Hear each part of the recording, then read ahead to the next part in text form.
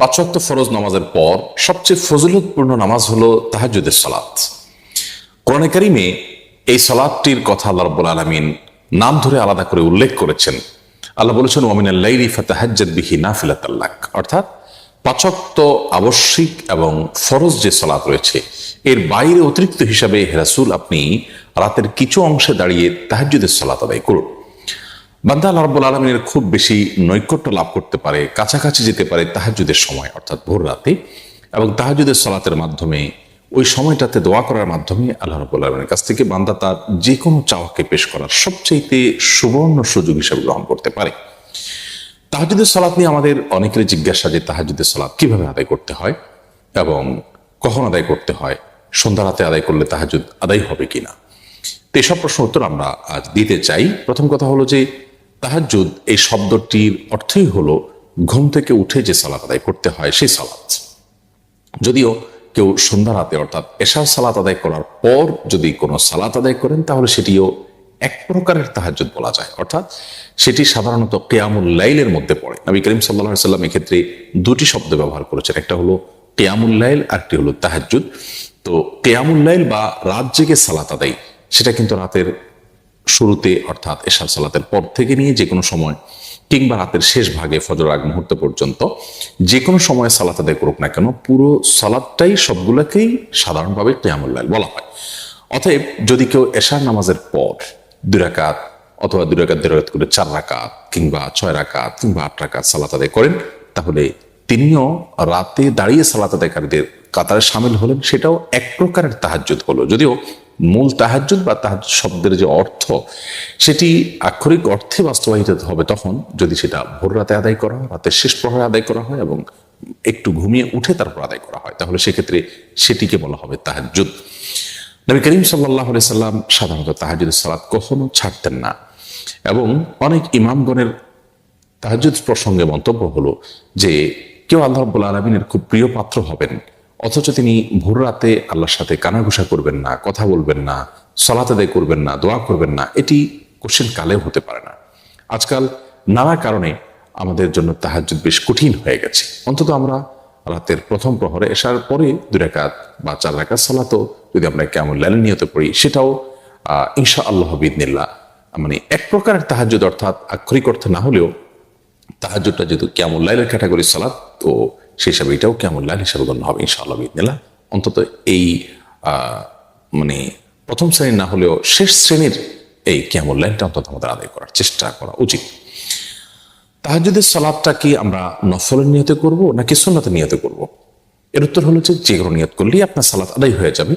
মূলত তাহাজ্জুদ এটি নবী করিম সাল্লাল্লাহু আলাইহি সাল্লাম এটি আদায় করতে নিয়মিত, অতএব এটি সুন্নাহ একটি নামাজ, সুন্নত নামাজ বলা যেতে পারে। আবার ফরজ সালাতের অতিরিক্ত হিসাবে যত সুন্নত আছে সবগুলোকে এক ধরনের এক্সট্রা নামাজ বলা যায়, কিন্তু আমরা সাধারণত নফল বলতে বুঝি হলো সুন্নতেরও বাইরে যেটা মানুষ একান্ত নিজের ইচ্ছায় পড়ে সেটি। অতএব ওই বিবেচনায় আমরা বলতে পারি তাহাজ্জুদের নামাজটা মূলত সুন্নত নামাজ, যেহেতু নবী সাল্লাল্লাহু আলাইহি সাল্লাম পড়েছেন, পড়তে বলেছেন বিধায় এটি সুন্নাহ, তার অনুসরণ আমরা করছি সেজন্য এটি সুন্নত নামাজ বলবো। আবার ফরজের বাইরে এক্সট্রা সেই হিসাবে এটাকে নফল বলা যায়, কিন্তু নফল বলার চাইতে সুন্নাহ বলাটা অধিকতর আমাদের বুঝতে সুবিধা হয়, সেজন্য আমরা এটাকে সুন্নত নামাজ বলবো, কিন্তু নফল নিয়তে করলেও আদায় হয়ে যাবে ইনশাআল্লাহ বিইذনিল্লাহ। তাহাজ্জুদের নামাজ পড়ার পদ্ধতি কি? আমরা এটা নিয়ে অনেক ধোঁয়াশার মধ্যে থাকি। আমরা মনে করি যে প্রথম রাকাতে সুনির্দিষ্ট করে একটা সূরা এতবার পড়তে হয়, দ্বিতীয় রাকাতে অমুক সূরা এতবার পড়তে হবে। মূলত তাহাজ্জুদের নামাজ অন্য 10টা নামাজের মতো, এর বিশেষ কোনো নিয়ম নাই। তবে হ্যাঁ, নবী সাল্লাল্লাহু আলাইহি ওয়াসাল্লামের হাদিস রয়েছে সালাতুল লাইলি ওয়ান নাহারি মাসনা মাসনা, রাত এবং দিনের এই নফল বা এক্সট্রা নামাজগুলো 2 রাকাত 2 রাকাত করে আদায় করতে হয়। বিধায় আমরা তাহাজ্জুদের সালাত 2 রাকাত 2 রাকাত করে আদায় করবো, এটাই হলো উত্তম।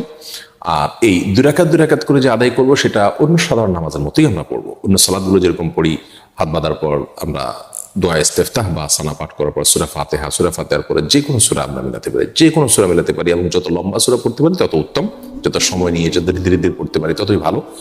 এরপর আমরা রুকু সিজদা করে দ্বিতীয় রাকাতে দাঁড়িয়ে সূরা ফাতিহার পরে আবার যে কোনো সূরা আমরা পাঠ করতে পারি। প্রথম রাকাতে অমুক সূরা এতবার, দ্বিতীয় রাকাতে তমুক সূরা এতবার, এরকম কোনো নির্দিষ্ট কোনো সূরাও নেই, নির্দিষ্ট কোনো সংখ্যাও নেই, এগুলো নেহায়েতই আমাদের বানানো।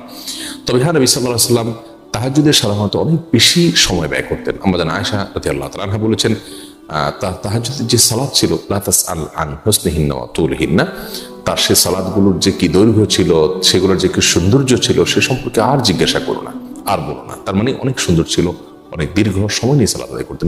তাহাজ্জুদে আপনি যত সূরা মুখস্থ আছে আপনার, তার মধ্যে সবচেয়ে বড় সূরাটা আপনি পড়েন, একটু সময় নিয়ে ধীরে ধীরে পড়েন, এবং একই সূরা বারবার পড়তে চাইলেও পড়তে পারেন, বা একই রাকাতে কয়েকটা সূরাও পড়তে পারেন। এরপরে দ্বিতীয় রাকাতে একইভাবে যত লম্বা সময় নিয়ে দাঁড়াতে পারেন তত উত্তম। এরপরে রুকু সিজদাতে যত বেশি সময় আপনি ব্যয় করতে পারেন তত উত্তম। সুবহান রাব্বিল আযীম বলতে থাকেন, আল্লাহর কাছে চাওয়াগুলো পেশ করতে থাকেন, সিজদাতে চাওয়া কবুল হয়। অতএব আপনি লম্বা সময় নিয়ে তাহাজ্জুদ পড়ার চেষ্টা করবেন। এটাই হলো তাহাজ্জুদের সালাতের নিয়ম। এটার জন্য আলাদা কোনো নিয়ম নেই, আলাদা কোনো সূরা কেরাত নির্দিষ্ট করা নেই। তাহাজ্জুদের সালাত সর্বনিম্ন 2 রাকাত, আর নবী করিম সাল্লাল্লাহু আলাইহি ওয়াসাল্লাম সাধারণত 8 রাকাত পর্যন্ত পড়েছেন বলে আমাদের আয়েশা রাদিয়াল্লাহু হাদিস থেকে আমরা জানতে পারি। অতএব সংখ্যা বৃদ্ধি না করার চেষ্টা করার চাইতে তাহাজ্জুদের কোয়ালিটিটা আমরা বৃদ্ধি করা এবং সময় বেশি নিয়ে করার চেষ্টা করবো, সে সাথে দোয়াও করবো আল্লাহ তাআলার কাছে খুব বেশি থেকে বেশি। অতএব খোলাসা কথা হলো, তাহাজ্জুদ এটি মূলত সুন্নত নামাজ। আমরা সুন্নত নামাজের নিয়ত করেই পড়বো, নফল নামাজ নিয়ত করলেও হয়ে যাবে। আর তাহাজ্জুদ এটি মূলত ভোর রাতে ঘুম থেকে উঠে পড়তে হয়, রাতের শেষ প্রহরে। যদি কেউ এশার পরে বিতরের আগে 2 রাকাত করে আদায় করে, যে ভোর রাতে পড়তে পারবো কি পারবো না এই চিন্তা থেকে, তাহলে তাতেও আদায় হয়ে যাবে।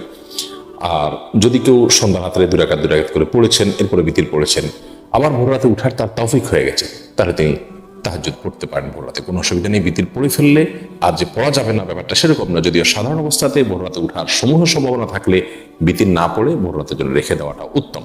আর আমি উঠবো কি উঠবো না, উঠতে পারি কি পারি না, এটা নিয়ে সন্দেহ থাকলে বিতির পড়ে তারপর আমরা শুয়ে যাবে, উঠার তৌফিক হলে আবার তাহাজ্জুদ আমরা পড়তে পারবো। আল্লাহ রাব্বুল আলামিন আমাদেরকে, আমাদের যে বর্তমান লাইফস্টাইল আছে, যে লাইফস্টাইলে আমরা রাতে অনেক দেরিতে শোয়ার বদভ্যাস আমাদের হয়ে গেছে গোটা সমাজে, এখান থেকে বেরিয়ে এসে রাতে দ্রুত শুয়ে এবং ভোর রাতে উঠে তাহাজ্জুদের সালাত এবং আল্লাহর কাছে দোয়ায় মনোনিবেশ করার তৌফিক দান করুন। আসসালামু আলাইকুম ওয়া রাহমাতুল্লাহি ওয়া বারাকাতুহু। শেষ প্রহরে যদি কেউ এশার পরে বিতরের আগে 2 রাকাত করে আদায় করে, যে ভোর রাতে পড়তে পারবো কি পারবো না এই চিন্তা থেকে, তাহলে তাতেও আদায় হয়ে যাবে। আর যদি কেউ সন্ধ্যা রাত্রে 2 রাকাত করে পড়েছেন, এরপরে বিতির পড়েছেন, আবার ভোর রাতে উঠার তার তৌফিক হয়ে গেছে, তাহলে তিনি তাহাজ্জুদ পড়তে পারেন ভোর রাতে, কোনো অসুবিধা নেই। বিতির পড়ে ফেললে আর যে পড়া যাবে না ব্যাপারটা সেরকম না। যদিও সাধারণ অবস্থাতে ভোর রাতে উঠার সমূহ সম্ভাবনা থাকলে বিতির না পড়ে ভোর রাতের জন্য রেখে দেওয়াটা উত্তম। আর আমি উঠবো কি উঠবো না, উঠতে পারি কি পারি না, এটা নিয়ে সন্দেহ থাকলে বিতির পড়ে তারপর আমরা শুয়ে যাবে, উঠার তৌফিক হলে আবার তাহাজ্জুদ আমরা পড়তে পারবো। আল্লাহ রাব্বুল আলামিন আমাদেরকে, আমাদের যে বর্তমান লাইফস্টাইল আছে, যে লাইফস্টাইলে আমরা রাতে অনেক দেরিতে শোয়ার বদভ্যাস আমাদের হয়ে গেছে গোটা সমাজে, এখান থেকে বেরিয়ে এসে রাতে দ্রুত শুয়ে এবং ভোর রাতে উঠে তাহাজ্জুদের সালাত এবং আল্লাহর কাছে দোয়ায় মনোনিবেশ করার তৌফিক দান করুন। আসসালামু আলাইকুম ওয়া রাহমাতুল্লাহি ওয়া বারাকাতুহু।